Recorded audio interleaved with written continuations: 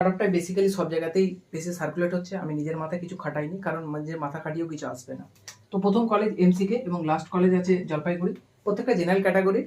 Just আগের বছর যে অল ইন্ডিয়া র্যাঙ্ক গিয়েছিল তার ভিত্তিতে এখানে নাম্বারগুলো লেখা আছে করসপন্ডিং। তোমরা স্ক্রিনশট নিতে পারো, পরে দেখতে পারো।